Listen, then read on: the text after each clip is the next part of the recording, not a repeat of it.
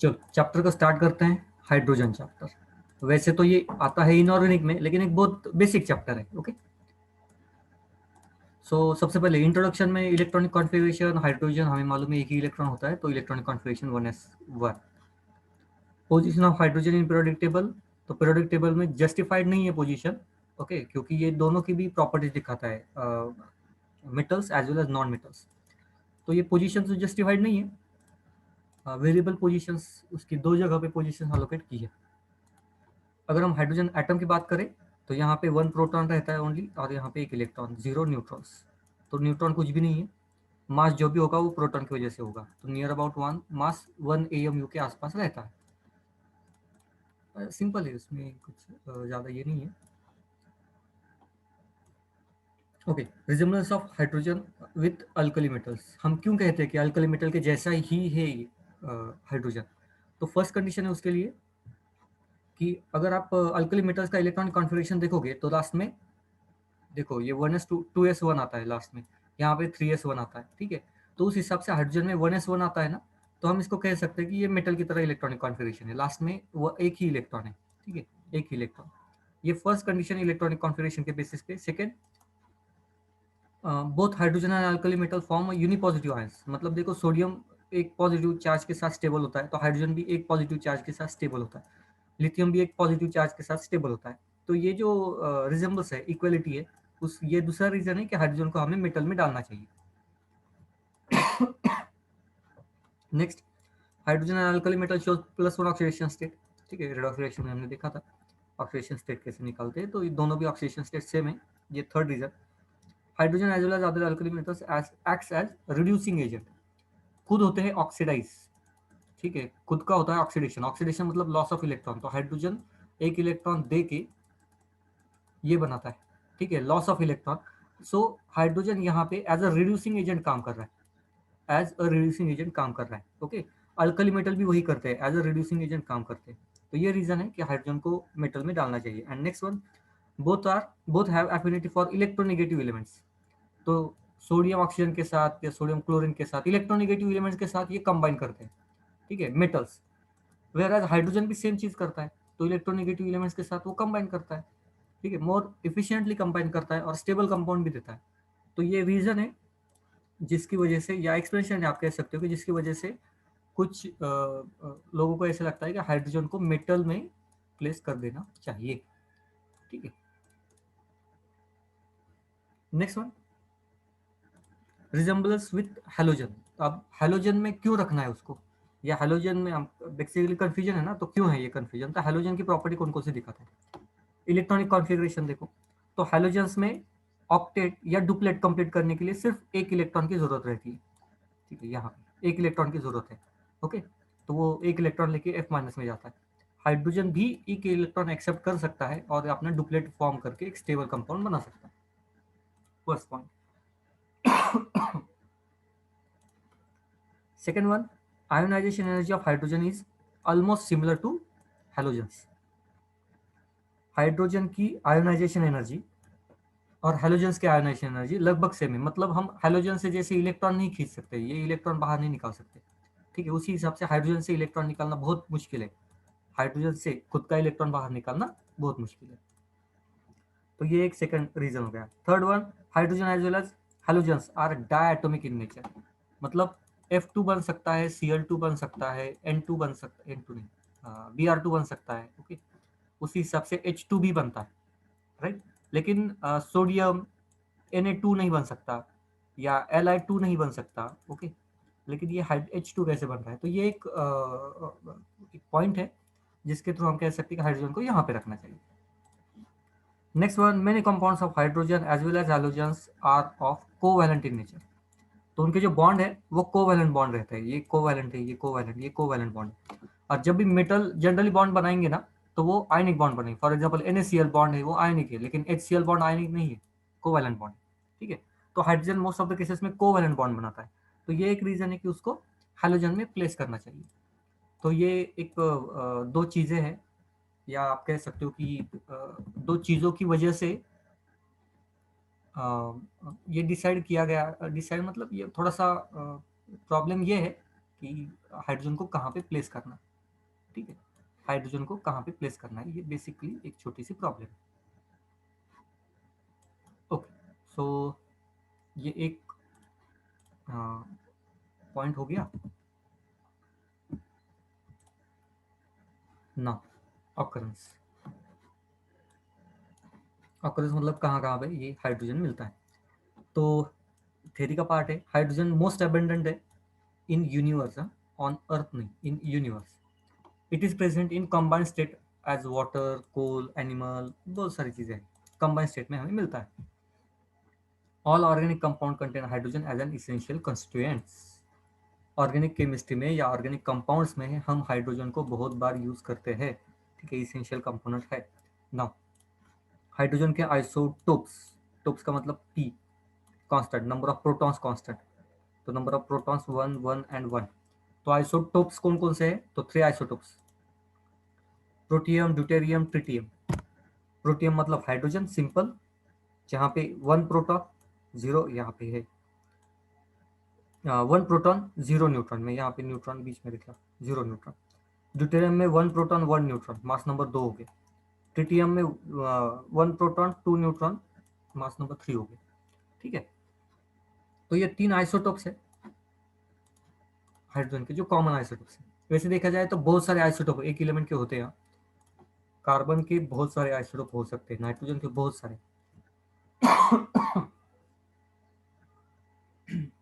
Okay sorry. So hydrogen के भी बहुत सारे आइसोटोप्स होते हैं। मेन मेन आइसोटोप्स हमेशा डिस्कस किए जाते हैं, ठीक है। बाकी आइसोटोप्स की लाइफ बहुत कम रहती है। Okay, preparation of dihydrogen, H2 को प्रिपेयर कैसे करते हैं, तो 2-3 रिएक्शन है। फर्स्ट, किसी भी मेटल को अगर एसिड के साथ रिएक्ट कर दो, मेटल को एसिड के साथ, तो हाइड्रोजन गैस बाहर निकलती है। ये हमने सिंपल सा एक एग्जाम, ये 9th-10th में भी हमने पढ़ा था कि मेटल को कैसे आइडेंटिफाई करते हैं। When metal reacts with acid gives H2 gas. Next, it is prepared by reaction of zinc with aqueous alkali, मतलब जिंक को बेस के साथ रिएक्ट कर दो तो भी हाइड्रोजन बाहर निकलेगा, ठीक है। ये सेकेंड। थर्ड, आपको जो मालूम है इलेक्ट्रोकेमिस्ट्री में, एनोड कैथोड पास करने के बाद, ठीक है, एक जगह पे हाइड्रोजन एक्यूमुलेट होता है। ओके, हाइड्रोजन का एक्यूमुलेशन होता है जनरली कैथोड पे। Next one, properties of dihydrogen. Dihydrogen की प्रॉपर्टीज कौन कौन सी, मतलब H2 की। Dihydrogen is colourless, odourless, tasteless gas, combustible gas, ये सबसे इंपॉर्टेंट है, बहुत हजार्डस रहता है। वाटर में इंसोल्यूबल है, मतलब सोल्यूबल होता नहीं, क्योंकि ये पोलर नहीं है, ये नॉन पोलर है। वाटर में पोलर चीजें जल्दी डिजॉल्व हो जाती है। It is lighter then air, तो ये अर्थ सरफेस पे नहीं बैठेगा, ऊपर चला जाएगा। तो ये कुछ उसके प्रॉपर्टीज है हाइड्रोजन की। केमिकल रिएक्शन देखें, एकदम सिंपल। हाइड्रोजन हाइड्रोजन के साथ रिएक्ट करो तो रिस्पेक्टिव HX मिल जाएगा, हाइड्रोजन हैलाइड, ठीक है, ये तो सिंपल है। डाइऑक्सीजन मतलब ऑक्सीजन के साथ भी रिएक्ट करता है, वाटर जो कि स्टेबल कंपाउंड है वो दे देता है। इवन एक्सोथर्मिक रिएक्शन, मतलब ये रिएक्शन होते टाइम हमें एनर्जी भी मिलती है, प्योर वाटर भी मिलता है, तो बहुत सारी चीज़ें। ये इंपॉर्टेंट रिएक्शन है, ये बहुत सारी जगह पे ये रिएक्शन को परफॉर्म भी किया जाता है। नेक्स्ट, रिएक्शन विद डाइनाइट्रोजन, तो N2 के साथ भी रिएक्शन, अमोनिया स्टेबल कंपाउंड बन जाता है, कोई इसमें प्रॉब्लम नहीं है, वो भी एक्सोथर्मिक रिएक्शन है। ओके, रिएक्शन विद मेटल्स, तो मेटल के साथ भी रिएक्शन परफॉर्म करता है, NaH की तरह कंपाउंड बनाता है। याद रखिएगा यहाँ पे इसका पॉजिटिव चार्ज, हाइड्रोजन पे नेगेटिव चार्ज, तो ये थोड़ा सा इंपॉर्टेंट है। ओके, तो मेटल के साथ भी ये रिएक्ट करता है, तो सब ये तो कॉमन रिएक्शन है, ठीक है। ये थोड़ी बहुत आपको नहीं लगी होगी तो, नहीं तो ये भी कॉमन ही है वैसे देखा जाए तो। हाइड्राइड्स, हाइड्राइड्स मतलब हाइड्रोजन से बने हुए कंपाउंड्स को हम हाइड्राइड कहते हैं। तो क्लास वगैरह सारी डेफिनेशन वगैरह देखेंगे, उससे पहले यहाँ तक किसी को कोई डाउट, जो भी पॉइंट लिया उसमें कुछ डाउट वगैरह है, देन आप पूछ सकते हो, पूछ लो अगर कुछ डाउट है तो, रखो मत दिमाग में।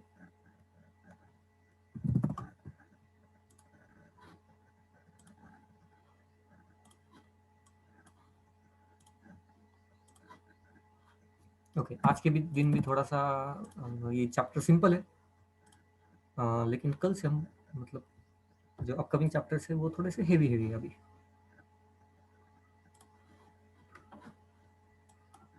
चलो देखते हैं।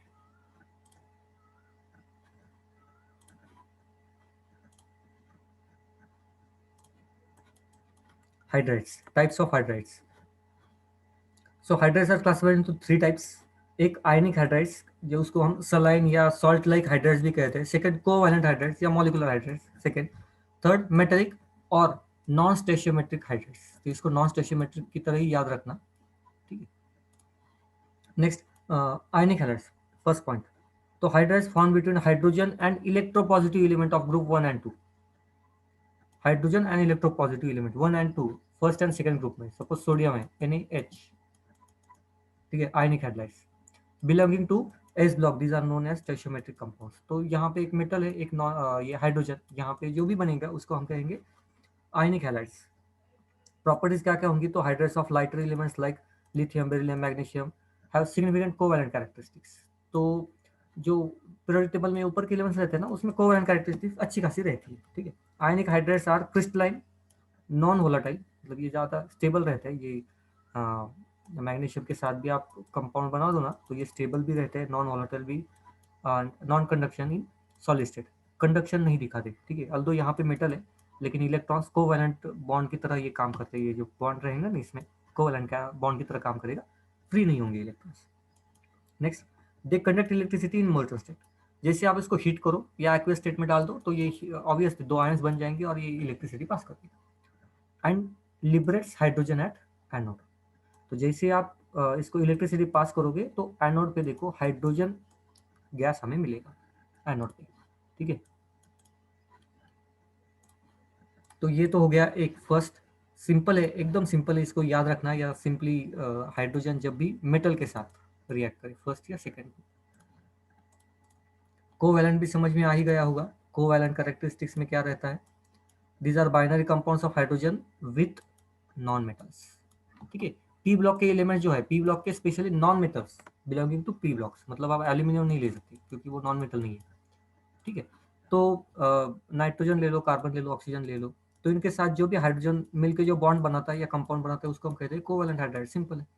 यहाँ पे भी कैरेक्टरिस्टिक्स बॉन्ड की तो कोवैलेंट ही रहेगी। Next, they are volatile compound with low boiling point. Generally ये वोलाटाइल और लो बॉइलिंग पॉइंट के कंपाउंड रहते हैं। For example methane. एक्सेप्शन ये तीन क्यों हो गए? सबको मालूम है, हाइड्रोजन बॉन्डिंग की वजह से। दे आर क्लासिफाइड एज, अब ये भी क्लासिफाइड किया जाता है, ठीक है। इनको भी फर्दर क्लासिफाइड किया जाए, एकदम सिंपल है। एक, electron deficient, second electron precise and third electron rich. तो इलेक्ट्रॉन डेफिशिएंट मतलब जिन मॉलिक्यूल्स का ऑक्टेट कंप्लीट नहीं है उनको इलेक्ट्रॉन डेफिशिएंट। जिनके पास ऑक्टेट कंप्लीट है लेकिन एटलीस्ट वन लोन पेयर है, वन लोन पेयर है, ठीक है, ऐसे वन लोन पेयर है, तो electron rich. And second, electron precise मतलब आउटर मोस्ट शेल में 8 इलेक्ट्रॉन तो है, लेकिन एक भी लोन पेयर वहां पे नहीं है, ठीक है। तो उसको हम कहेंगे इलेक्ट्रॉन प्रिसाइज हाइड्राइड्स। तो ये सिंपल सा लॉजिक है इसके पीछे। एग्जांपल के साथ भी देखते हैं। इलेक्ट्रॉन डिफिशिएंट का है BH3, बोरॉन के आउटर मोस्ट शेल में 3 इलेक्ट्रॉन्स, 1 2 एंड 3, तीनों ने हाइड्रोजन के साथ बॉन्ड बना दिए। आउटर मोस्ट शेल में अगर आप इलेक्ट्रॉन काउंट करो तो ये हो जाएंगे 6 ओनली, ठीक है। ऑक्टेट कंप्लीट नहीं है, इलेक्ट्रॉन डिफिशिएंट, ओके। MgH2, ये गलती से यहाँ पे आ गया, इसको छोड़ो। BeH2 भी डाल सकते हो। ये बोरॉन की फैमिली जो है ना, उसमें से आप कोई भी एक ले लो, ठीक है। बोरॉन की फैमिली में से ज़्यादा ले नहीं सकते क्योंकि एल्यूमिनियम के बाद तो डायरेक्टली मेटल स्टार्ट हो जाते हैं, तो यहाँ पे ज़्यादा स्कोप नहीं है। लेकिन इतना समझना कि आउटर मोस्ट शेल में अगर 6 इलेक्ट्रॉन है या 8 से कम है, तो उसको हम इलेक्ट्रॉन डेफिशिएंट में डाल देते हैं, ठीक है। यहाँ पे मैग्नीशियम का एग्जाम्पल क्यों लिया है? क्योंकि हमने फर्स्ट स्लाइड में भी देखा था कि मैग्नीशियम या ऊपर के जो मेटल्स रहते हैं ना, उनकी कोवैलेंट कैरेक्टरिस्टिक्स अच्छी रहती है, ठीक है। Metallic character top to bottom increases, ऊपर मेटेलिक कैरेक्टर थोड़ी सी कम रहती है। तो मैग्नीशियम वगैरह ऊपर आते हैं ना, तो वहाँ पे कोवैलेंट कैरेक्टरिस्टिक थोड़ी ज़्यादा रहती है, okay. Next one is electron precise. तो उसका वेल नोन एग्जांपल CH4 रहेगा। नहीं दिया? अच्छा, ठीक है। कार्बन के आउटर मोस्ट शेल में 4 इलेक्ट्रॉन्स, ओके। और अगर आप काउंट करो अभी CH4 में नंबर ऑफ हाइड्रोजन काउंट करो, तो ये एग्जैक्टली 8 इलेक्ट्रॉन्स आ जाते हैं आउटर मोस्ट शेल में। ऑक्टेट कंप्लीट है लेकिन कोई भी लोन पेयर नहीं है, तो इसको हम इलेक्ट्रॉन प्रिसाइज कहेंगे। ग्रुप 14 के एलिमेंट जनरली ये दिखाते हैं, सिलिका भी यही दिखाएगा, ठीक है। Next one, electron rich hydrides. Electron rich मतलब उसके पास एटलीस्ट वन लोन पेयर होना चाहिए। NH3 का एग्जांपल ले लो, लोन पेयर है ना, तो ये इलेक्ट्रॉन रिच हो गया, ठीक है। आउटर मोस्ट शेल में ऑक्टेट ही है, लेकिन डिफरेंशिएट कौन पैदा करता है, इलेक्ट्रॉन, ये लोन पेयर पैदा कर रहा है। Difference is because of lone pair of electrons. Okay, तो ये सिंपल सा लॉजिक है, ये सिंपल सी चीजें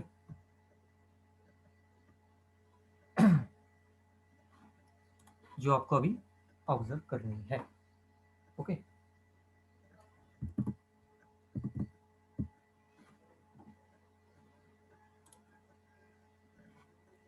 चलो आगे बात करते हैं अभी।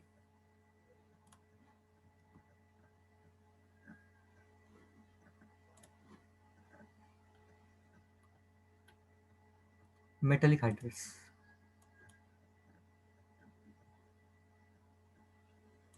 मेटेलिक या नॉन स्टोइचियोमेट्रिकल हाइड्रेट्स। अब ये होते क्या है, एकदम सिंपल से है। ये जो डी ब्लॉक एलिमेंट्स रहते हैं ना, बहुत बड़े बड़े एलिमेंट्स, ठीक है, तो वो इस टाइप के हाइड्रेट्स दिखाएंगे। ओके, तो बड़े बड़े एलिमेंट्स में क्या होता है, वॉइड्स बहुत बड़े होते हैं, वॉइड्स।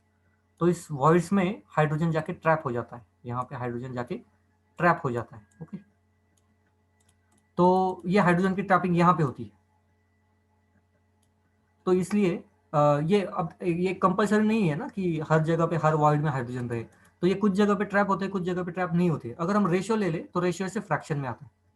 टिटेनियम का मॉलिक्यूल है या टिटेनियम का क्रिस्टल है, उसमें हाइड्रोजन कुछ ट्रैप हो गए, कुछ नहीं हुए। या सीजियम है, कुछ ट्रैप हुए नहीं हुए। तो ये बेसिकली उसका इफेक्ट है कि ये हर बार फ्रैक्शन में आता है रेशियो, ठीक है, फ्रैक्शन में आता है। और यही हमें बताता है कि नॉन स्टेशियोमेट्रिक, नॉन स्टेशियोमेट्रिक का मतलब ही ये है कि ये फ्रैक्शन में रहना चाहिए। ओके, इसको आइडेंटिफाई करना एकदम सिंपल है। सो थ्योरी को देख लेते हैं। These hydrates also known as interstitial hydrates, क्योंकि इंटरस्टेशियल स्पेस में हाइड्रोजन जाके बैठता है। Transition metal group 2, 3, 5 forms metallic hydrates. Groups 2, 3 and 5। In group 6 chromium alone has a tendency to form CrH। Okay, तो पहले जो ग्रुप है ना डी ब्लॉक के, वो ये कैरेक्टरिस्टिक दिखाते हैं, ठीक है। Metals of 7, 8, 9 does not form hydride, they are called as hydride gap. तो यहाँ पे 7, 8, 9 दिखाते नहीं है, तो उसको हम हाइड्राइड गैप कहते हैं। Later study shows that nickel, PDC, etc. are interstitial in nature. That means they can occupy hydrogen atom in interstitial site. तो यही हमारा लॉजिक, दूसरा कुछ नहीं है। These hydrides are generally non-stoichiometric and their composition varies with temperature and pressure. तो यहाँ पे आप रेशियो देख सकते हो। इसी को देख के पता चलता है कि ये कौन से टाइप के हाइड्राइड्स है। These hydrides have metallic lock. Metallic lock का मतलब क्या होता है, जो मैंने अभी आपको बता दिया ना। तो यहाँ पे कोई बॉन्ड नहीं है, ये यहाँ पे ब्लॉक हो गए हैं, ठीक है, ब्लॉक हो गए, यहाँ पे बॉन्ड नहीं है। तो ये मैकेनिकल लॉकिंग आप इसको कह सकते हो, ये ट्रैप हो गए यहाँ पे, इसलिए इसको कहा गया है mechanical lock. And their property are closely related to those of their parent metal. तो इनकी प्रॉपर्टी पैरेंट मेटल की तरह, मतलब टिटेनियम की तरह या सीजियम की तरह, इस तरह हो सकती है। They are strong reducing agent in most of the cases due to presence of free hydrogen. तो ये स्ट्रॉन्ग रिड्यूसिंग एजेंट है, मतलब खुद का होगा ऑक्सीडेशन। और हमें मालूम है हाइड्रोजन का ऑक्सीडेशन करता है ना, मतलब 1 इलेक्ट्रॉन दे देता है H+। तो ये खुद का ऑक्सीडेशन करता है या स्ट्रॉन्ग रिड्यूसिंग एजेंट है, तो इसकी वजह से ये इसका भी प्रॉपर्टी स्ट्रॉन्ग रिड्यूसिंग एजेंट की प्रॉपर्टी हो जाती है in most of the case due to presence of free hydrogen. Okay, तो ये है 3 हाइड्रेट्स या 3 टाइप्स के hydrates. Okay,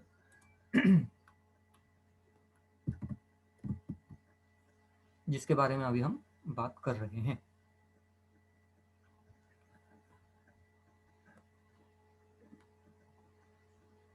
okay, so next one, hydrogen का बहुत इंपॉर्टेंट मॉलिक्यूल वाटर, उसके बारे में थोड़ी सी इंफॉर्मेशन लेंगे। ये हाइड्रेट्स में से ये जो पॉइंट है ना, ये फिर से रिपीट होने वाला है, ठीक है, लेकिन इसको अभी यहाँ पे समझ लो, ये रेशियो वगैरह, ठीक है। आगे जाके छोटा सा पॉइंट आएगा, बहुत छोटा पॉइंट आने वाला है। Okay, water, human body have about 65% water, plants have 95% water, ठीक है। फ्रीजिंग पॉइंट हमें मालूम है 0 डिग्री सेल्सियस, बॉइलिंग पॉइंट भी हमें मालूम है। Maximum density of water is at 4 degree Celsius, जो कि है 1 ग्राम पर सेंटीमीटर क्यूब। 4 डिग्री पे मैक्सिमम डेंसिटी वाटर की रहती है। कलरलेस एंड टेस्टलेस लिक्विड है, टेस्ट करके देख सकते हो। Due to hydrogen bonding with polar molecule. क्यों है ये टेस्ट, ये कैरेक्टरिस्टिक्स अभी हम बात करेंगे। Okay, due to hydrogen bonding in polar molecule even covalent compound like alcohol and carbohydrates dissolve in water. तो पोलर मॉलिक्यूल होने की वजह से सोल्यूबिलिटी में बहुत अच्छा इफेक्ट दिखाता है, ठीक है। सोल्यूबिलिटी वाटर की टेंडेंसी है कि ये डिवाइड एंड रूल करता है, डिवाइड एंड रूल। ओके, अगर कुछ चीजें वाटर से ना हो, ओके, डिवाइड एंड रूल, या कुछ कंपाउंड्स कुछ बॉन्ड अगर वाटर से ब्रेक ना हो, तो सेकेंड होता है डिटर्जेंट। डिटर्जेंट को भी नहीं कैटेगरी वाइज डाल दे, तो वाटर से नहीं होगा तो सोप से होगा, और सोप से नहीं होगा तो डिटर्जेंट से होगा, ठीक है। और डिटर्जेंट से नहीं हुआ तो फिर छोड़ दो, फिर कुछ करो मत, मतलब दूसरे मेथड है, फिर वाटर का मीडियम छोड़ दो। इसको भी हम अल्टरनेटिव ले सकते हैं, दो अलग अलग लेयर लेने पड़ते हैं, मतलब वाटर प्लस अल्कोहल लेते हैं, वाटर प्लस अल्कोहल, ये इससे भी अगर काम ना बने, फिर वाटर एंड दूसरा लेयर, फिर वो आप पेट्रोकेमिकल का लेयर, ये मेथड से बेसिकली एक पर्टिकुलर चीज़ों को करने के लिए। तो आप आगे जाके देखोगे किसी भी ऑर्गेनिक कंपाउंड, ब्लड में से सैंपल निकालना है या बाकी चीज़ों में से प्लांट एक्सट्रैक्ट निकालना है, तो अलग अलग मेथड होते हैं प्लांट एक्सट्रैक्ट निकालने के भी, आप आगे बढ़ोगे उसको। एकदम बेसिक बात करूं तो वाटर डिवाइड एंड रूल करता है, ठीक है। अगर डर्ट वगैरह है, कपड़े में डर्ट वगैरह लगते हैं, तो कपड़े धोने के लिए हम डिटर्जेंट यूज करते हैं, तो डिटर्जेंट सिर्फ हेल्प करता है, मतलब ये क्लॉथ एंड डर्ट के बीच में जो अट्रैक्शन फोर्स है उसको ब्रेक करने का काम डिटर्जेंट करता है, बाकी कुछ नहीं। तो वाटर का भी लगभग वैसे ही काम रहता है। ओके, यहाँ पे मॉलिक्यूलर स्ट्रक्चर के बारे में बात है। वाटर के पास दो लोन पेयर, दो लोन पेयर पकड़ लो, ठीक है। यहाँ पे लोन पेयर यहाँ पे लिखा है, तो ये दो लोन पेयर पकड़ लो, ओके। और यहाँ पे ये हाइड्रोजन एंड हाइड्रोजन, अगर हाइब्रिडाइजेशन, ऑब्वियसली sp3 हाइब्रिडाइजेशन, लेकिन अगर सारे हाइड्रोजन रहते, मतलब सारे बॉन्ड रहते, तो बॉन्ड एंगल 109.5, लेकिन यहाँ पे क्योंकि दो लोन पेयर है तो बॉन्ड एंगल थोड़ा सा कम हो जाता है, नियर अबाउट 1.104.5, तो बॉन्ड एंगल थोड़ा बहुत कम हो जाता है यहाँ पे। Next one, water and crystalline form, तो यहाँ पे आप क्रिस्टलाइन फॉर्म देख सकते हो, 6 मेंबर रिंग बनाता है ये, ठीक है। और किसी भी एंगल से आप देख सकते हो ये 6 मेंबर रिंग आपको दिखाई देगा। तो चीज़ें दिखाने का मैं ट्राई करता हूँ आपको। देखो, एक मिनट ना, पहले मुझे देखने दो कहाँ पे दिखाई दे रहा है। हर जगह पे दिखाई देता है, तो कोई बहुत बड़ा प्रॉब्लम तो है नहीं, ठीक है। 6 मेंबर रिंग, तो बहुत सारी ये 6 member, 6 member, 6 member, 6 member, 6 member, even आप ऐसे भी काउंट करो ना, ऐसे भी, तो भी ये ऐसे 6 कॉर्नर उसको आ जाते हैं, ठीक है। तो 6 मेंबर रिंग ही क्यों इतनी इंपॉर्टेंट है, क्योंकि 6 मेंबर रिंग में बॉन्ड स्ट्रेन नहीं होता। यहाँ पे जो बॉन्ड एंगल है ना, वो bond angle near about same है जो ऑक्सीजन का बॉन्ड एंगल 104 के आसपास, ठीक है। सेम बॉन्ड एंगल यहाँ पे भी रहता है, तो ये मेन रीजन है जिसकी वजह से हम इसको मतलब 6 मेंबर रिंग हम कहते हैं ना बार बार कि ये स्टेबल होता है, स्टेबल होता है, उसका रीजन ये है, ओके। 6 मेंबर रिंग का रीजन ये है। आई होप आपको यहाँ तक समझ में आ गया है।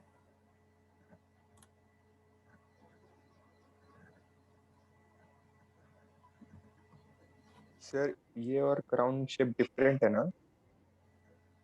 ये और crown shape. Yes yes, crown shape और ये 100% डिफरेंस है। क्राउन शेप में क्या होता है ना, इस तरह से दिखाई देता है, तो शायद ये 8 कॉर्नर है, 1 2 3 4 5 6 7 8, यस ये 8 कॉर्नर का है, एंड ये 6 कॉर्नर का और है, ये 6 है। हाँ। और ये सल्फर बनाता है, तो इसमें तो सवाल ही नहीं आता। Okay, next one, chemical properties. तो केमिकल प्रॉपर्टीज के बारे में बात करें, वाटर एम्फोटेरिक है, एसिड के साथ भी रिएक्ट करता है, बेस के साथ भी रिएक्ट करता है, मतलब ये H+ दे भी सकता है। यहाँ पे देखो वाटर ने H+ दिया है, ठीक है, तो यहाँ पे H+ एक्सेप्ट किया है, ओके। वाटर वाटर में भी डिजोल्व हो सकता है, सेल्फ आयोनाइजेशन कहते हैं हम उसको, और वाटर का pH 7 न्यूट्रल रहता है, ओके। बहुत सी सारे सिंपल सी चीज़ें। Next one, water can act as oxidizing as well as reducing agent, तो वाटर को कोई भी ऑक्सीडाइज या रिड्यूस कर सकता है। एग्जाम्पल देखो, सोडियम उसके पास इलेक्ट्रॉन से वो देना चाहता है इलेक्ट्रॉन्स को, ओके। इलेक्ट्रॉन्स को देना चाहता है। तो इस केस में इलेक्ट्रॉन को देना मतलब ये क्या होता, ये ऑक्सीडाइज, खुद ऑक्सीडाइज करेगा, इसको रिड्यूस करना चाहेगा वाटर को। अब वाटर में से कौन सा एलिमेंट है जो हाइड्रोजन, ये इलेक्ट्रॉन लेगा, तो हाइड्रोजन लेगा, तो हाइड्रोजन बाहर चला गया, देखो। ओके, तो सोडियम ने इसको रिड्यूस कर दिया, ठीक है, ऑक्सीजन यहाँ पे रिड्यूस हुआ है। आप ओवरऑल रिएक्शन ये भी लिख सकते हो, ठीक है। और ऑक्सीजन यहाँ पे रिड्यूसिंग एजेंट, मतलब खुद ऑक्सीडाइज भी हो सकता है, यहाँ पे फ्लोरीन के साथ रिएक्ट करोगे तो रिड्यूस भी होगा, खुद रिड्यूस होगा, ठीक है, सॉरी खुद ऑक्सीडाइज होगा, रिड्यूसिंग एजेंट की तरह काम करेगा। सो आप सिंपली इतना समझो कि वाटर इलेक्ट्रॉन ले भी सकता है एंड वाटर इलेक्ट्रॉन दे भी सकता है। तो यहाँ पे ऑक्सीजन का ऑक्सीडेशन स्टेट -2 था, यहाँ पे 0 हो गया, मतलब उसने इलेक्ट्रॉन दे दिए, +2 इलेक्ट्रॉन, यहाँ पे इलेक्ट्रॉन एक्सेप्ट किए थे, ठीक है। तो ये मेन डिफरेंस है इन दोनों में, रिड्यूसिंग एंड ऑक्सीडाइजिंग एजेंट। और वाटर दोनों की तरह काम करता है, डिपेंड करता है कि कौन सा ये है मेन चीज़, मतलब उसके साथ कौन सी रिएक्शन पार्टिसिपेट हो रही है, कौन सी रिएक्शन हो रही है, उस पर वो डिपेंड करता है।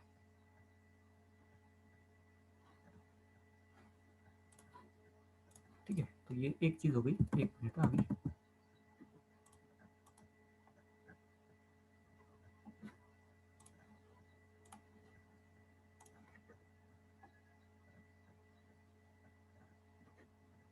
Okay, next hard and soft water. तो hard water basically water which does not produce lather with soap, they are called as hard water. मतलब वो जो फोम नहीं बनाएंगे, बेसिकली जो सोप के साथ फोम नहीं बनाते वाटर, उसको हम हार्ड वाटर कहते हैं। इतना सिंपल सा लॉजिक है इसके पीछे। Next point, presence of calcium and magnesium salt in the form of hydrogen carbonate, chloride या sulphide in water makes the water hard. तो सबसे पहले हार्ड वाटर की डेफिनेशन एकदम सिंपल है, जो सोप नहीं बनाएंगे, ये सॉरी फोम नहीं बनाएंगे विथ सोप, उस वाटर को हम कहेंगे हार्ड वाटर। और क्यों नहीं बनाते, is because of calcium and magnesium salt, दो इंपॉर्टेंट है metal, calcium magnesium, salt with hydrogen carbonate.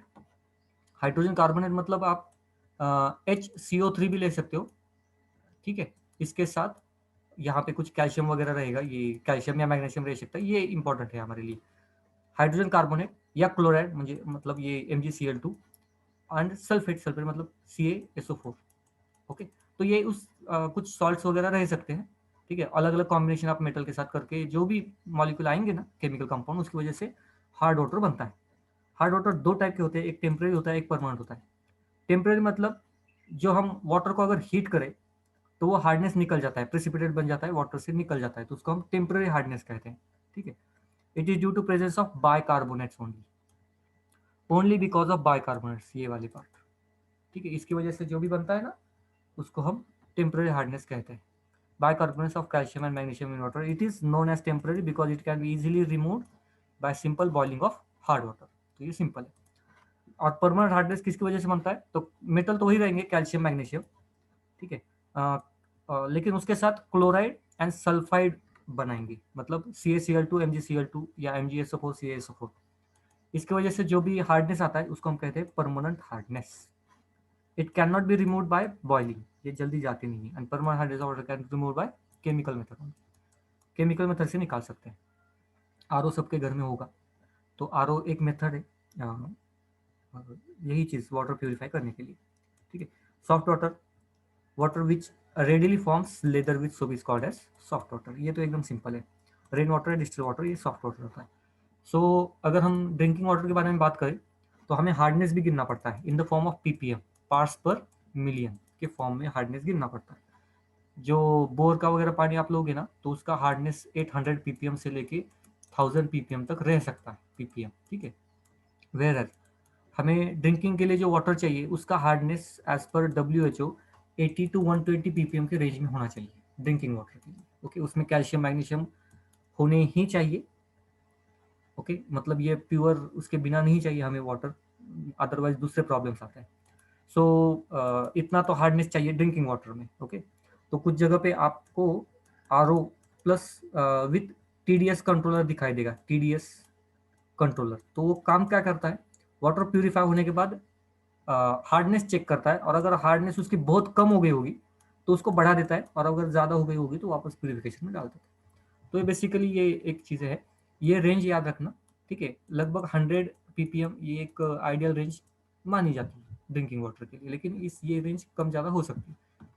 अगर आपने नहीं माना यही, या आपने मतलब किसी ने नहीं माना ये, और ये वाटर बहुत दिन तक उन्होंने कंज्यूम किया, तो आगे जाके किडनी स्टोन वगैरह ऐसे प्रॉब्लम आते हैं। कैल्शियम या मैग्नीशियम का डिपोजिशन होता है, बाकी कुछ नहीं। ठीक है, एक चीज़। और अगर इससे कम का आपने मतलब किसी ने भी वाटर कंज्यूम किया बहुत देर तक, तो कैल्शियम डेफिशिएंसी ऐसे प्रॉब्लम आने के चांसेस रहते हैं। Chances, I am not saying, I am not doctor, मैं सिर्फ आपको बता रहा हूँ कि ये इसके इफेक्ट्स ये होते हैं as per WHO guidelines. Next molecule H2O2, hydrogen peroxide हम कहते हैं। मेन कंपोनेंट यहाँ पे क्या है, मेन चीज़ ऑक्सीजन ऑक्सीजन बॉन्ड है। ठीक है, ये ब्रेक हो सकता है, ऑक्सीजन ऑक्सीजन बॉन्ड है, ये बहुत यूनिक चीज़ है यहाँ पे। ओके, सो बनाते कैसे हैं? एक सिंपल एक रिएक्शन है, बेरियम पेरोक्साइड, इससे इसको प्रिपेयर किया जाता है। हो सके तो याद रखना, नहीं तो ठीक है। स्टोरेज करने के लिए देखो, hydrogen peroxide store in wax line flow और plastic vessels in dark, because कि जैसे ही रेडिएशन आएंगे तो यहाँ पे रिएक्शन हो सकती है, वाटर प्लस O2 बाहर निकल सकता है। ठीक है, ये बहुत इंपॉर्टेंट है। नेक्स्ट वन, H2O2 का uses. It is used as a mild disinfectant, mild, it is marked as perhydrol, मतलब एंटीसेप्टिक है ये, बाकी कुछ नहीं। Next, use in manufacturing of high quality detergents, high quality. It is also use in synthesis of hydroquinone, या बहुत सारे molecules, या मतलब टार्टरिक एसिड हो गए, सर्टन फूड प्रोडक्ट्स, तो मैन्युफैक्चरिंग में इसको यूज कर सकते हैं सिंथेसिस में। Next one, it also used as bleaching agent, bleaching agent in the sense whiteness produce करने के लिए जनरली यूज करते हैं। मतलब पेपर वगैरह है ना, कुछ पेपर्स बहुत ज़्यादा व्हाइट शाइनी रहते हैं, कुछ नहीं रहते हैं, तो वो व्हाइटनेस वगैरह उसको हम कहते हैं ब्लीचिंग एजेंट। व्हाइटनेस किसकी वजह से आता है? Bleaching agent. तो H2O2 as a bleaching agent भी काम कर सकता है।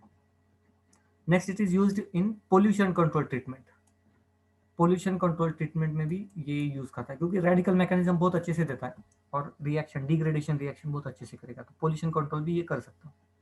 Next, 93% H2O2 is used as oxidant for rocket fuel. Reason क्या है?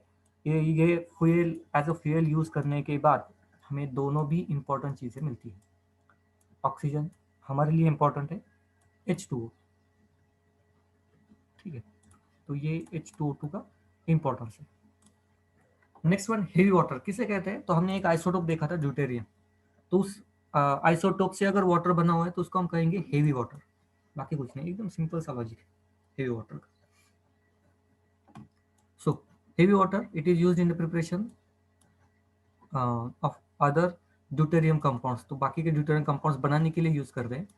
D2O क्यों यूज होता है? दो उसके मेन रीजन है। एक, न्यूक्लियर रिएक्टर में एज ए मॉडरेटर यूज करते हैं। मतलब क्या होता है ना, न्यूक्लियर रिएक्शंस में जो रेडिएशंस आते हैं ना, उसकी वजह से एक तो सिंपल वाटर भी ड्यूटेरियम में हेवीली कन्वर्ट हो जाता है, और जो हेवी वाटर है उसको एज ए कूलेंट भी यूज कर सकते हैं। ठीक है, तो न्यूक्लियर रिएक्टर में बेसिकली उसको यूज किया जाता है एज ए मॉडरेटर कहते हैं उसको। ओके, जो एक्सेस रेडिएशन है ना, उसको एब्सॉर्ब करने के लिए वाटर, ड्यूटेरियम वाटर या हेवी वाटर को भी यूज किया जाता है एक्सेस रेडिएशंस को एब्सॉर्ब करने के लिए, इसको इसलिए इसको मॉडरेटर कहा गया है। Next, it is use in exchange reaction, मतलब रिएक्शन मैकेनिज्म है। एक्चुअली रिएक्शन मैकेनिज्म कैसे हो रही है? सपोज कोई भी एक रिएक्शन में आपको बता दूं, C double bond O OH, यहाँ पे R, और यहाँ पे CH2OH, ठीक है। एक कार्बोक्सिलिक एसिड है, ये अल्कोहल है, हमें मालूम है कि ये स्टेरिफिकेशन रिएक्शन होगी, मतलब यहाँ से वाटर बाहर जाएगा। ठीक है, मतलब ये OH एंड ये H बाहर जा सकता है। अदरवाइज कुछ ऐसा, कोई ऐसे भी कह सकता है ना कि ये OH एंड ये H बाहर जाएगा। ओके, डिफ्रेंशिएट करना है, कैसे करोगे डिफ्रेंशिएशन, कि कौन सा हाइड्रोजन जा रहा है, कौन सा हाइड्रोजन नहीं जा रहा है। ओके, मतलब इस केस में दोनों हाइड्रोजन जा रहा है, लेकिन कौन सा ऑक्सीजन जा रहा है, कौन सा ऑक्सीजन नहीं जा रहा है, ऐसे अगर मुझे फाइंड आउट करना है, सपोज कैसे करूंगा? तो एक को मुझे लेबल करना पड़ेगा, मतलब रेडियो एक्टिव बनाना पड़ेगा, राइट। और इस तरह से मैकेनिज्म को स्टडी किया जाता है। तो मैंने ये एग्जांपल बता दिया, ये बेसिकली ऑक्सीजन के लिए एप्लीकेबल है, लेकिन वैसे ही हाइड्रोजन के लिए भी हम कर सकते हैं। हाइड्रोजन को मार्किंग करते हैं बेसिकली, ओके, मार्क किया जाता है स्टडी पर्पज के लिए। ओके, सो अभी टाइम 1 मिनट से भी कम है, तो मैं सेशन को एंड करने जा रहा हूँ। वापस से ज्वाइन करना, कंटिन्यू करेंगे।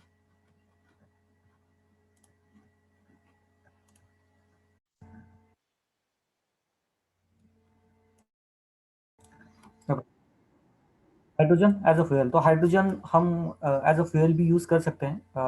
H2+O2 ये रिएक्शन हमने देखी थी ना, देन H2O का फॉर्मेशन। ओके, इसमें ट्राई भी किया गया, कुछ व्हीकल्स इस रिएक्शन पे रन कर पाए और ये सक्सेसफुल भी है। ओके, सो लेकिन कमर्शियली अभी तक आए नहीं। सो एज अ फ्यूल भी इसको यूज किया मतलब जा सकता है, ये तो प्रैक्टिकली प्रूफ हो गया। The basic principle of hydrogen economy is transportation and storage of energy in the form of liquid and gaseous dihydrogen. Advantage of that energy is transmitted in the form of dihydrogen and not in electrical power. तो transmission के लिए यहाँ पे use करने का उनका main purpose था या है, आप ऐसे कह सकते हैं। एडवांटेजेस क्या रहेंगे अगर एज हम हाइड्रोजन को एज अ फ्यूल यूज करेंगे तो it is used as a fuel cell for generation of electric power. First second major advantage कि combustion of hydrogen that produces very little pollution and there is not any emission or unburned carbon particles। ठीक है, तो यहाँ पे emission ना के बराबर है। It is evident from the study that dihydrogen in the gaseous state as well as liquefied form releases more energy on combination as compared to other fuel commonly used। मतलब हाइड्रोजन अगर बाकी elements के साथ combine करके जो fuel बनता है ना, सपोज CH4, तो यही जितनी एनर्जी देगा ना, उससे ज़्यादा एनर्जी ये हाइड्रोजन फॉर्म में देगा। Okay, 5% of dihydrogen is mixed in CNG for use in 4 wheeler vehicles.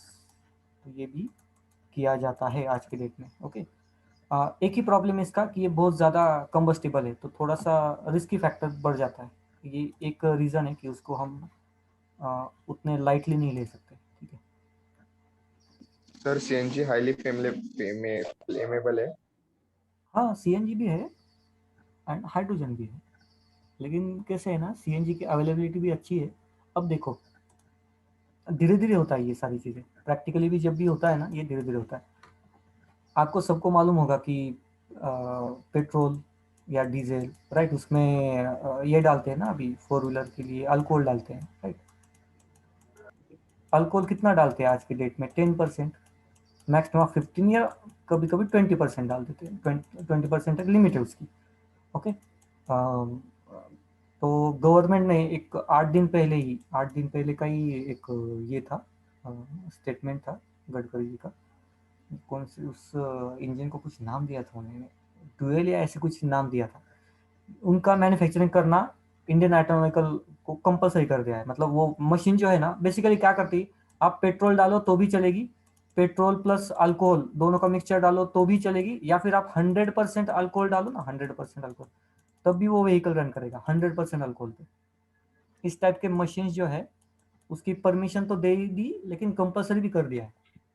Okay, manufacturing करना, और ये कंपलसरी इन द सेंस कि गाइडलाइन पहले गवर्नमेंट की ये करता है, ये गवर्नमेंट की टेक्निकल भाषा है कि कंपलसरी करना मतलब आज से नहीं होता, ये रिसर्च वगैरह करना स्टार्ट कर दिया होगा कंपनियों ने, तो वो बाकी की चीज़।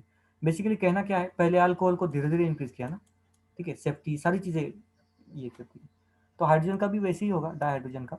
CNG धीरे धीरे रिप्लेस हो जाएगा, और व्हीकल्स के लिए CNG तो छोड़ दो, ये पेट्रोल भी रिप्लेस हो गया ना अल्कोहल से, तो मोर देन सफिशिएंट है हमारे लिए, इंडिया के लिए तो बहुत ज़्यादा सफिशिएंट है। क्योंकि हमारे पास अल्कोहल इतना ज़्यादा है कि हमें स्टोर करना ये नहीं होता, अफोर्डेबल नहीं है। स्टोर करे कभी कभी तो स्टोरेज नहीं रहता इंडिया में अल्कोहल के लिए, तो अल्कोहल इतना ज़्यादा प्रोड्यूस सर होता बट वो रिस्की रह सकता है ना, हाईली फ्लेमेबल होगा वो। है। Which one? ये वाला डाइहाइड्रोजन वाला? अभी तो हाँ।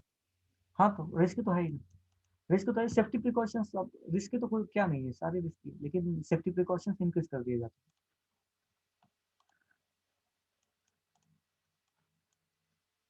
ठीक है, और कोई क्वेश्चन है तो पूछ लो, अदरवाइज क्वेश्चंस के पास जाते हैं। यहाँ पे जाएंगे, टेंथ में जाएंगे, कोई टेंथ में गए,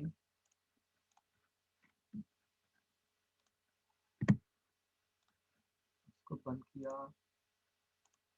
1 मिनट, हाँ अभी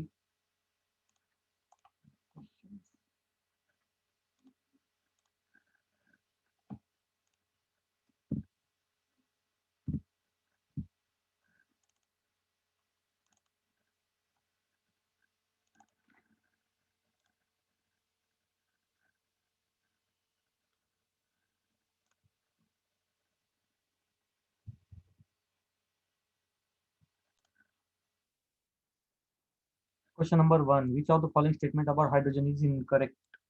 कौन सा स्टेटमेंट इनकरेक्ट है? इसकी जरूरत नहीं है, गड़बड़ कर दी है।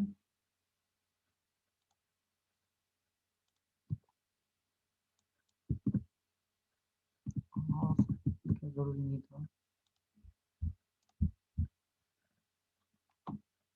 ओके, बी आंसर सही है, लेकिन और एक आंसर है यहाँ पे।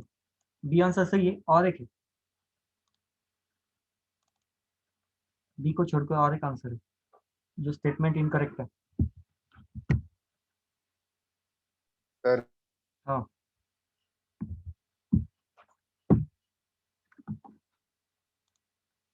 डी नहीं, सी।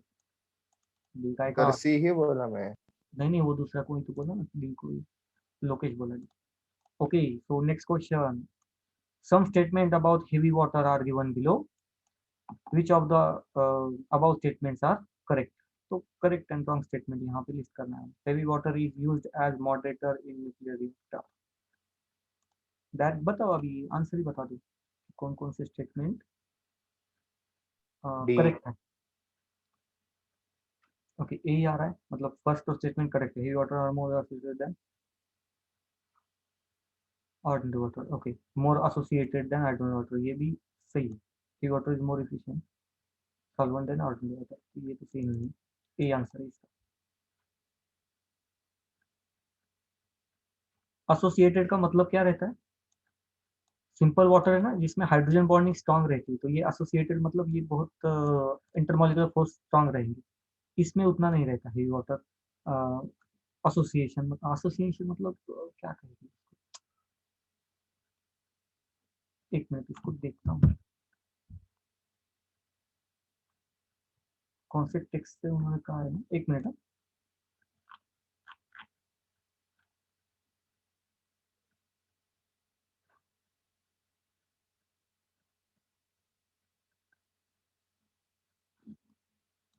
ओके, मैंने उल्टा कह दिया। एक्सप्लेनेशन उन्होंने क्या दिया है वो आपको एक्सप्लेन करता हूँ। एसोसिएटेड का मतलब क्या है ये बताता हूँ, एक मिनट। D2O का बॉइलिंग पॉइंट हाई है, ठीक है, एज कम्पेयर टू वाटर। तो इस वजह से उन्होंने कहा कि ये बहुत एसोसिएटेड रहते हैं। एसोसिएटेड का मतलब ये कंबाइंड है ज्यादा, क्योंकि बॉइलिंग पॉइंट ज्यादा है, इसलिए उन्होंने कहा कि एसोसिएटेड। ओके, एक उन्होंने एक्सप्लेनेशन में दिया है इसमें, एक्सप्लेनेशन की मैं बात कर रहा हूँ कि D2 एसोसिएटेड है क्योंकि बॉइलिंग पॉइंट उसका ज्यादा है एज कम्पेयर टू वाटर। और एक फैक्टर है जो कि मास, लेकिन चलो ठीक है, उन्होंने कंसिडर नहीं किया, ज्यादा उसमें जाएंगे भी नहीं। Question number 3, the structure of H2O2 is.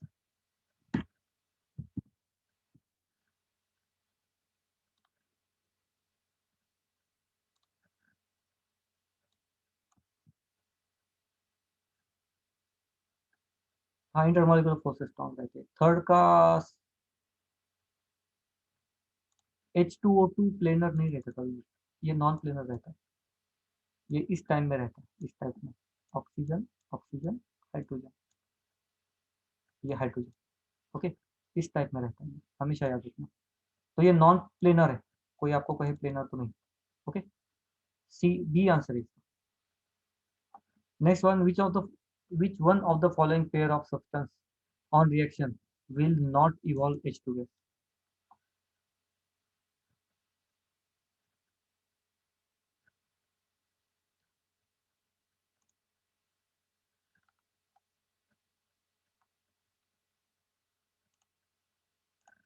Tricky question है। क्वेश्चन नंबर 4, सोच के संभल के आंसर दीजिएगा।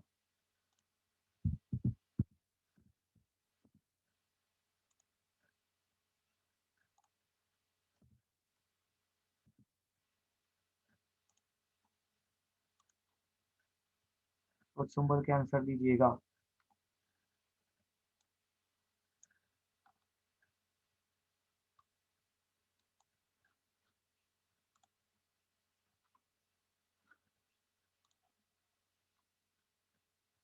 वेरी गुड कौशल, वेरी गुड। सो आंसर क्या है? आंसर है ए। और रीजन क्या है? कॉपर है ना, वो मेटेलिक नहीं होता।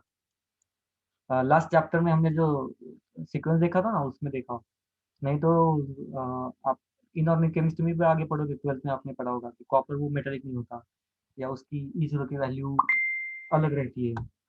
पढ़ा है, याद है? तो वो एक बहुत इंपॉर्टेंट चीज़ है।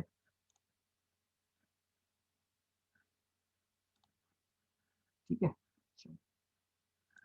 Next, the volume strength of, अच्छा वॉल्यूम स्ट्रेंथ, अच्छा इस पे क्वेश्चन बार बार आता है, बार बार नहीं लेकिन कभी कभी आता है, वॉल्यूम स्ट्रेंथ कैलकुलेट करने के लिए। पुराना क्वेश्चन है, 1 मिनट दे दो।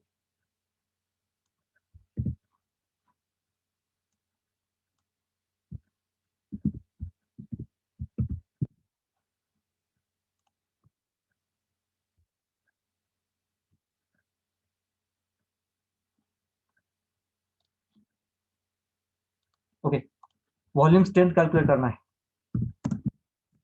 इक्वल टू, फॉर्मूला याद रखना, equivalent weight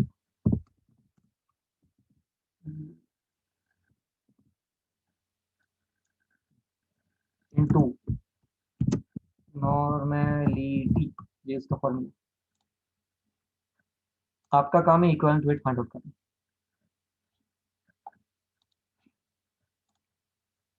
H2O2 equivalent weight,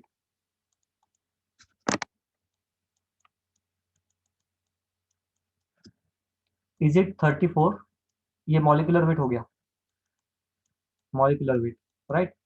इसका इक्विवेलेंट वेट कितना होगा? एनी गेस या कुछ बता सकते हो इक्विवेलेंट वेट कितना होगा? नॉर्मल तो आपके पास है ही 1. एनीवन? नहीं, So 17. 17 डिवाइडेड बाय, हमें 2 करना पड़ेगा इसको, क्योंकि ये 2 हाइड्रोजन दे सकता है, तो divided by 2, 17 equivalent weight 1.5 multiplied by 17 कर दो, फाइनल आंसर जो आएगा वो आपका ये होगा। 1 मिनट ना, और कुछ चेंजेस है क्या?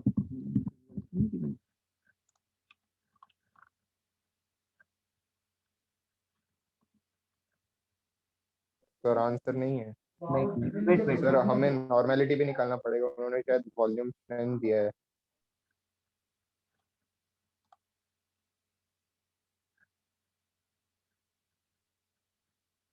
एक मिनट, 1 मिनट, 1 मिनट दे दो मुझे, 1 मिनट। ये जो फॉर्मूला है वो सिर्फ स्ट्रेंथ के लिए, स्ट्रेंथ, वॉल्यूम स्ट्रेंथ के लिए फर्दर कैलकुलेशन करना पड़ेगा, वॉल्यूम स्ट्रेंथ के लिए फर्दर कैलकुलेशन करना पड़ेगा, ये कैलकुलेशन सिर्फ स्ट्रेंथ के लिए। देखो मैं फ्रैंकली बता दूं ना, बहुत दिनों से ये क्वेश्चन आया भी नहीं है, तो बहुत बहुत मतलब 3-4 साल हो गए मैंने वॉल्यूम स्ट्रेंथ का क्वेश्चन सॉल्व भी नहीं किया अभी तक, आप इतना कह सकते हो, क्योंकि ये जनरली आया भी नहीं अभी तक क्वेश्चन। चलो ठीक है, कोई प्रॉब्लम नहीं। ओके,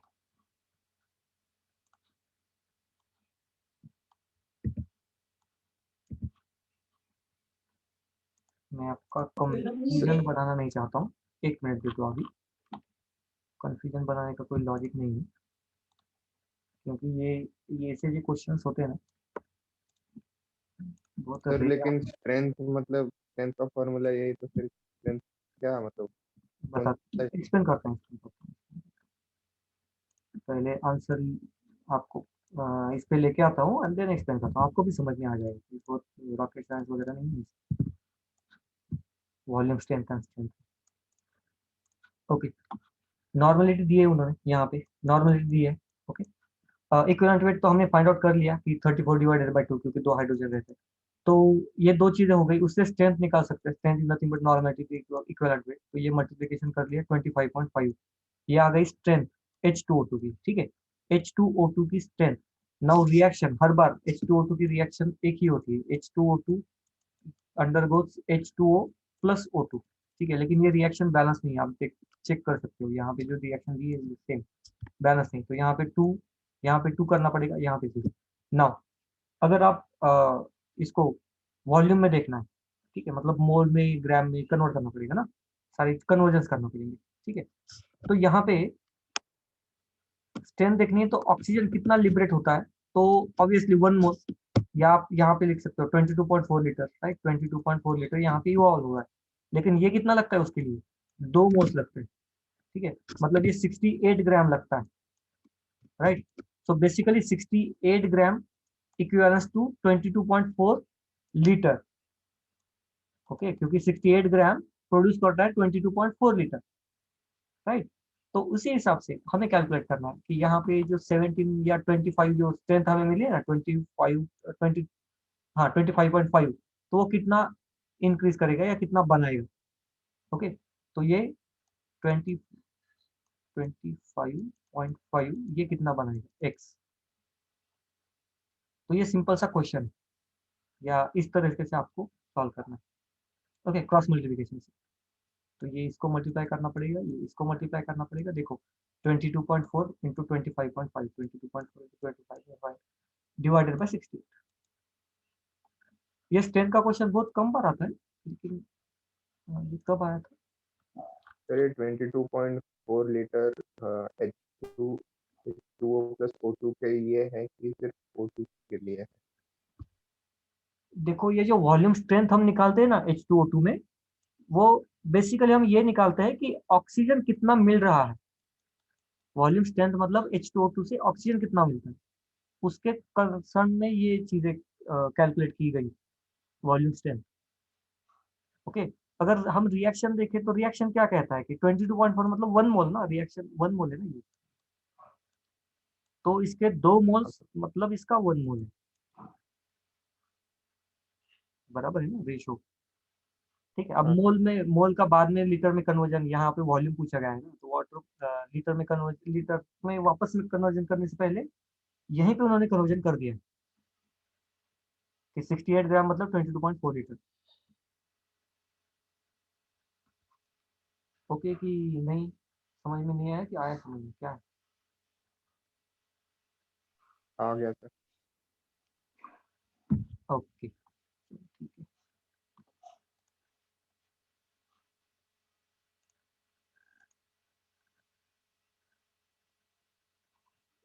कुछ क्वेश्चन करता हूँ, और है क्या, हाइड्रोजन स्ट्रेंथ, एक मिनट दे दो अभी। हाइड्रोजन स्ट्रेंथ अगर है तो नहीं, कितने क्वेश्चन, 14 सर इसके पहले जो क्वेश्चन लिया था ना H2O वाला कि कौन सा H2O गैस फॉर्म नहीं करेगा, हाँ उसका आंसर Cu प्लस HCl था। तो सर उसको वैसे भी ले सकते हैं ना कि CO को दो चार्ज 2 प्लस रहता है और HCl, तो फिर वो उनका रिएक्शन भी नहीं हो सकता, ऐसा पॉसिबल है ना? एक मिनट, क्वेश्चन नंबर 4 जो अभी हुआ था उसके बारे में बात करते हैं, हाँ सर कॉपर और HCl के बीच में रिएक्शन नहीं हो सकता है ऐसे, क्योंकि कॉपर को +2 चाहिए। नहीं नहीं नहीं नहीं, वो रीजन नहीं है, कॉपर को +2 चाहिए ये रीजन नहीं है, रीजन है कि कॉपर ये लेस मेटेलिक होता है, हाइड्रोजन सीरीज में स्टैंडर्ड रिडक्शन पोटेंशियल में कॉपर ऊपर है। हाँ सर वो समझा, वो रीजन है, बट हम ऐसे भी तो ले सकते हैं ना कि वो नहीं रिएक्ट नहीं हो पाएगा। नहीं होगा ना? नहीं, तो ऐसे लॉजिक 2 प्लस बनेगा इसलिए ये नहीं हो पाएगा, वैसे भी आयरन भी देखो ना, फिर आयरन तो यहाँ पे +3 चाहिए थी, तो फिर ये सर भी बट नहीं वो होगा। डिस्प्लेसमेंट रिएक्शन जाएगा ना आयन H2SO4 के साथ। हाँ तो इसके साथ जाता है तो इसके साथ भी डिस्प्लेसमेंट हो सकती है ना, फिर उस लॉजिक से देखे तो ये तो बन सकता है ना, CuCl2 बन सकता था ना, +H2 जा सकता था अगर मुझे रिएक्शन करनी है तो प्रॉब्लम ये नहीं है, हाँ।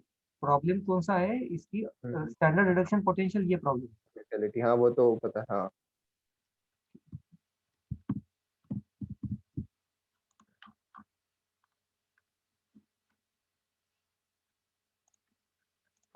सो कुछ क्वेश्चंस,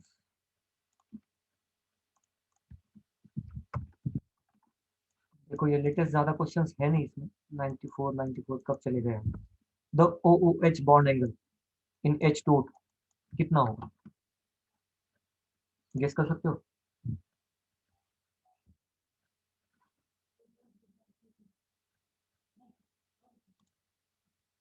गेस कर सकते हो क्या, सर सी। डायरेक्ट सी। लेविस डॉट स्ट्रक्चर ड्रॉ करो। सर आपने वो जो उसका ये बताया था ना कि डायग्राम उसका कैसे होता है स्टेप्स में, तो उस हिसाब से देख। नहीं होता है, बता देता हूँ।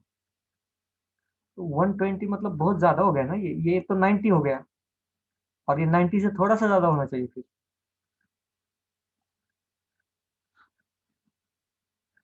लॉजिक बता देता हूँ, मतलब लॉजिक क्या, आपको ये बता देता हूँ। ऑक्सीजन है, लोन पेयर, उसके साथ दो लोन पेयर, ठीक है, ये बॉन्ड ये बॉन्ड, हाइड्रोजन ऑक्सीजन, ऑक्सीजन के पास भी लोन पेयर, तो वन, एक लोन पेयर एक लोन पेयर, तो इसके साथ ये अनपेयर, तो यहाँ पे हाइड्रोजन। तो ये लॉजिक है कि इसके पीछे में जो मैं बोल रहा था ना ये।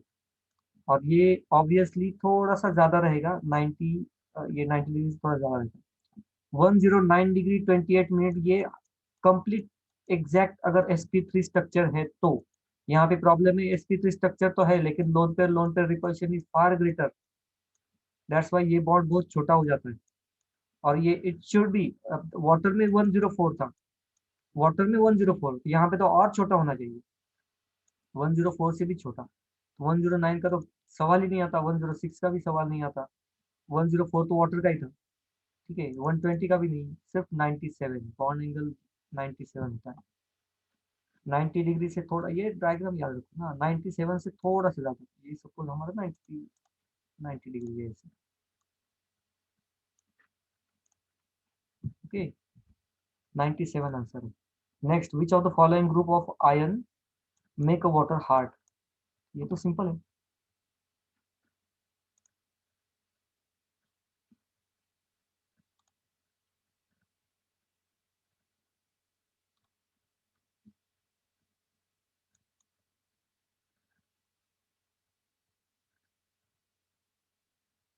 आंसर क्या है 7 का?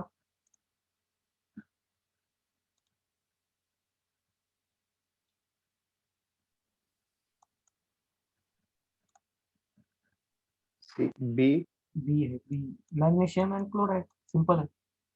Next one, one would expect proton to have very large, क्या मतलब चार्ज आयनाइजेशन पोटेंशियल, क्या एक्सपेक्ट कर रहे हैं प्रोटॉन अगर है तो, क्या एक्सपेक्ट कर रहे हैं कि कौन सी वैल्यू बहुत ज्यादा हो सकती है। सी।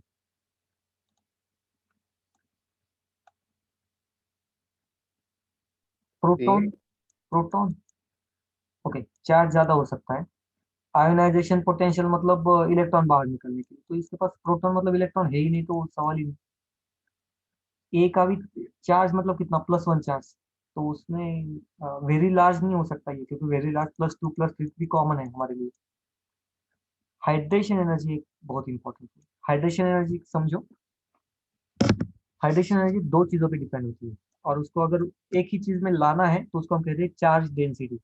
जितनी ज्यादा चार्ज डेंसिटी होगी, हाइड्रेशन एनर्जी उतनी ज्यादा होगी, ठीक है। तो उसको स्टेबलाइज करने के लिए, प्रोटॉन को स्टेबलाइज करते टाइम इतनी ज्यादा एनर्जी बाहर निकलती है, बहुत ज्यादा। रीजन दो है उसके, एक तो साइज छोटा है, डेंसिटी मतलब क्या है, चार्ज क्या कहेंगे, मास अपॉन वॉल्यूम, या फिर यहाँ पे हम चार्ज अपॉन वॉल्यूम कहते हैं। तो यहाँ पे वॉल्यूम कम है और चार्ज 1 है, तो ठीक है, तो कॉमन चार्ज है लेकिन वॉल्यूम बहुत कम है, तो इसकी वजह से चार्ज डेंसिटी बहुत ज्यादा बढ़ जाती है, और इसका रिजल्ट हाइड्रेशन एनर्जी में दिखाई देता है। जब भी आप H+ वाटर में डाल दोगे ना, तो वाटर इसको बहुत इजीली हाइड्रेट कर देगा, ठीक है, या स्टेबल बनाएगा, उसके बदले में बहुत ज्यादा एनर्जी बाहर निकल जाती है, ओके।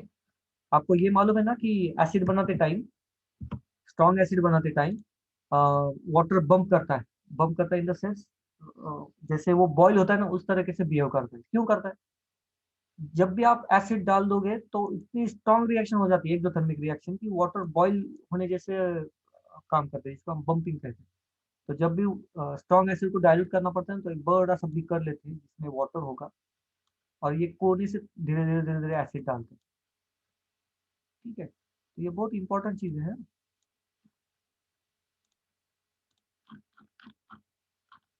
अभी तो चलो ठीक है, आप इतना ज्यादा ये नहीं हो, लेकिन ये बहुत कॉमन क्वेश्चन रहता है जब भी आप आगे जाओगे, तो कॉमन क्वेश्चन रहता है कि एसिड को न्यूट्रलाइज करना है या एसिड को डाइल्यूट करना, न्यूट्रलाइज नहीं, डाइल्यूट करना है, कॉन्सेंट्रेटेड एसिड को, तो आप एसिड में पानी डालोगे कि पानी में एसिड डालोगे?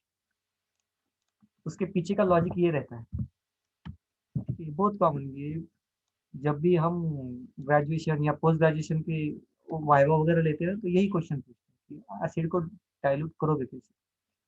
Okay, question number 9, at its melting point ice is lighter than water because, क्या रीजन? आइस लाइटर रहता है एज कम्पेयर टू,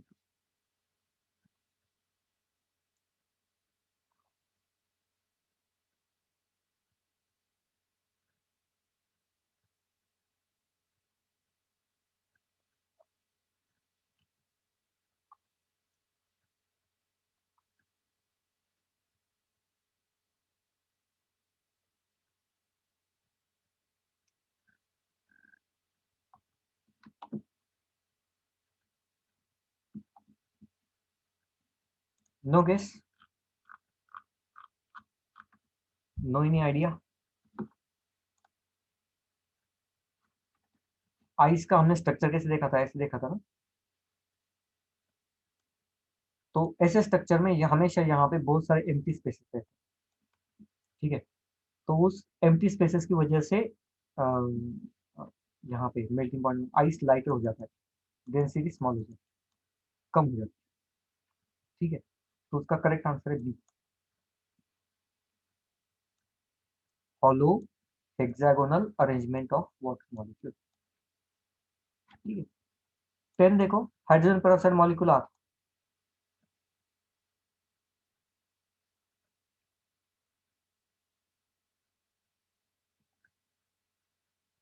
क्या कहेंगे हम हाइड्रोजन पेरोक्साइड की?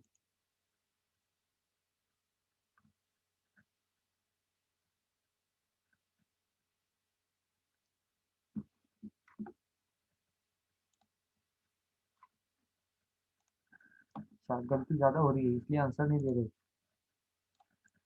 सी नहीं है, H2O2 कभी भी ऐसे कन्वर्ट नहीं होता कि 2H प्लस बाहर निकल गया प्लस O2 माइनस, ये कभी नहीं बनता, ये कभी नहीं बनता, ठीक है, तो क्या बनता है H2O2, रिएक्शन होगी तो क्या बनता है, सिर्फ एक H प्लस बाहर जा सकता है max to max and it will form HO2 with negative,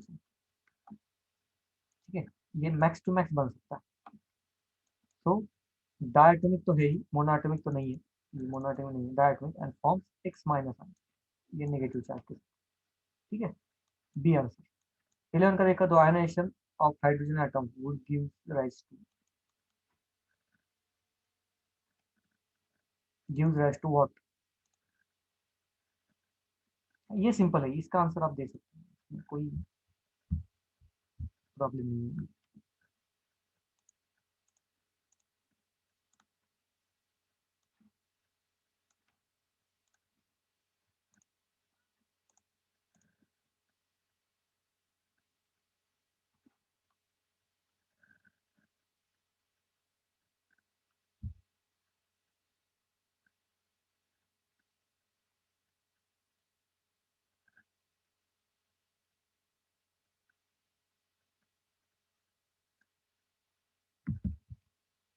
नहीं, हाइड्रोजन का आयनाइजेशन कर दिया मतलब इलेक्ट्रॉन बाहर निकाल लिया H प्लस, उसको हम क्या कहते हैं, दूसरा नाम उसका प्रोटॉन, हाइड्रेट आयन नहीं प्रोटॉन, प्रोटॉन प्रोटॉन मतलब ओनली वन प्रोटॉन, बाकी तो सब चला गया ना। हाँ copy, control delete, which of the following metal evolves hydrogen on reacting with cold dilute HNO3, cold and dilute HNO3 के साथ इसमें से कौन सा मॉलिक्यूल रिएक्शन में पार्टिसिपेट करेगा, तो ऑब्वियसली कोल्ड कंडीशन है, तो मतलब कोई भी आके मेटल रिएक्ट नहीं कर सकता, जो स्ट्रॉन्ग मेटल होगा वही रिएक्ट कर पाएगा, तो थोड़ा सा पीरियोडिक टेबल को दिमाग में रखो, स्ट्रॉन्ग मेटल कौन सा होगा थोड़ा सा आइडिया लो, ठीक है, और उस हिसाब से आपको आंसर देना है, क्योंकि ये कोल्ड कंडीशन है तो सारे मेटल्स रिएक्ट नहीं हो सकते या स्लोली रिएक्ट हो जाएंगे, तो हमें निकालना है कि उसमें से स्ट्रॉन्गेस्ट रिएक्शन कौन दिखा, तो ऑब्वियसली मेटल दिखाएगा, लेकिन सारे मेटल से ऑप्शन है, तो स्ट्रॉन्गेस्ट मेटल को फाइंड आउट।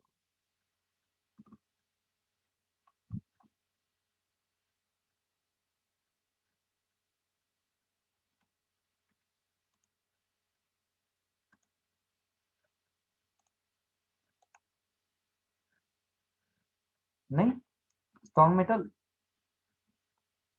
देखो, ये तो पी ब्लॉक का है, छोड़ो, ये दोनों डी ब्लॉक के, छोड़ो, ये एस ब्लॉक का है ना, और एस ब्लॉक के सबसे ज्यादा रिएक्टिव रहते हैं, एस ब्लॉक के सबसे ज्यादा स्ट्रॉन्ग मेटल रहते हैं या रिएक्टिव रहते हैं।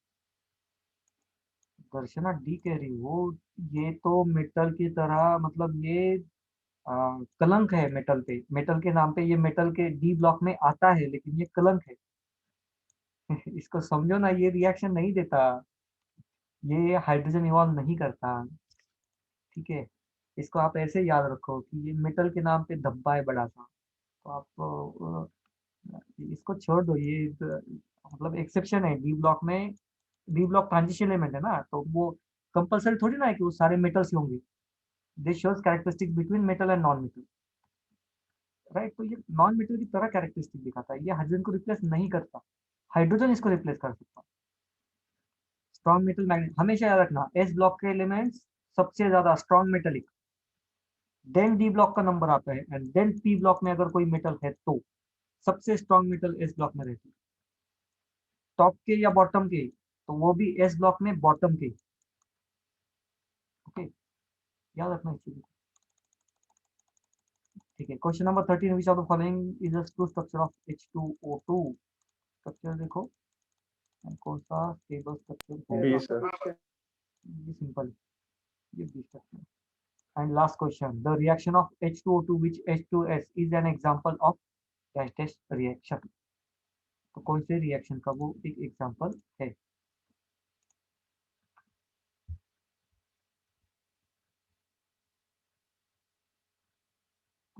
तो सबसे पहले रिएक्शन कौन सी होगी,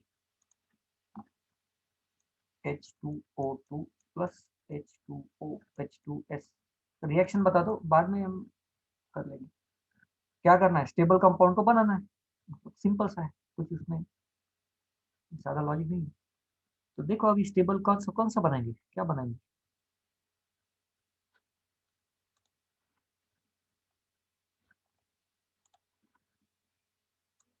एटलीस्ट, अच्छा यहाँ पे दिशा भी है, और दिशा आपको इनऑर्गेनिक केमिस्ट्री हो गया है, सारे फॉर्मूले शॉर्टकट रूल्स दे दिए, थोड़ा सा दिमाग लगाओ आंसर आ जाएगा।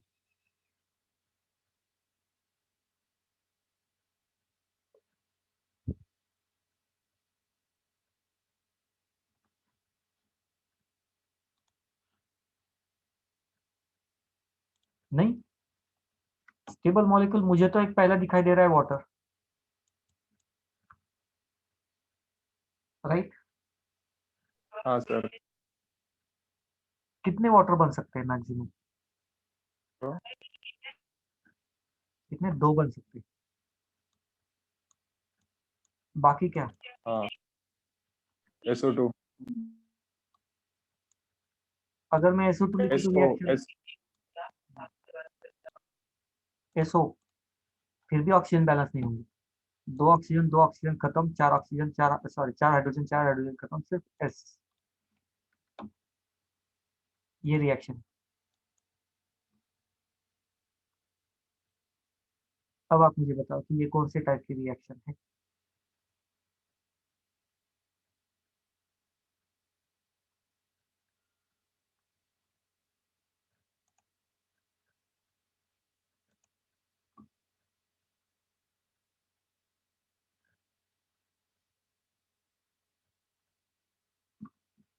मुश्किल है, सर, रिडक्शन। किसके हिसाब से रिएक्शन, मतलब देखो, ऑक्सीजन ऑक्सीडेशन स्टेट -1, यहाँ पे जाके बन गया -2, तो ये अ, इसका क्या हो गया, रिडक्शन हो गया, इसका रिडक्शन हाँ हुआ, सर। और इसका क्या हुआ, ऑक्सीडेशन। ऑक्सीडेशन। तो आइडियली तो आंसर होना चाहिए था रेडॉक्स रिएक्शन। मैं भी उसी को देख रहा था कि रेडॉक्स ऑप्शन कौन सा है या नहीं है। तो मैंने आंसर देखा तो आंसर में मुझे ऑक्सीडेशन ही आंसर दिखाई दे रहा है, जो कि आई डोंट थिंक कि वो करेक्ट आंसर है, क्योंकि उन्होंने ऐसे नहीं कहा ना कि with respect to H. H2S का चाहिए। हाँ, कौन से रेफरेंस में बात करनी है ये उन्होंने नहीं कहा। तो यहाँ पे आइडियल आंसर रिडॉक्स होना चाहिए। अगर H2S के हिसाब से पूछते तो ये ऑक्सीडेशन रिएक्शन होती, इसके हिसाब से पूछते तो ये रिडॉक्स रिएक्शन होती। बाकी हम एडिशन बोल नहीं सकते, और एसिडिक स्टेट या एसिडिक रिएक्शन वो भी इसमें कुछ लॉजिक नहीं दिखाई देती। हाँ सर। ठीक है, तो फिर एक ही मिनट बाकी है, तो आज के लिए यहाँ पे रुक जाए क्या? हाँ। तो सेशन को खींचता नहीं हूँ, यहाँ पे रुक जाते हैं। कल नेक्स्ट चैप्टर के साथ कंटिन्यूएशन करेंगे। किसी का भी मुझे क्वेश्चन नहीं आया व्हाट्सएप पे जो मैं ले पाऊँ या सॉल्व आपको कर पाऊँ। ठीक है, तो यहाँ पे रुकते हैं आज, कल कंटिन्यू करेंगे नए चैप्टर के साथ। Thank you sir. Thank you sir.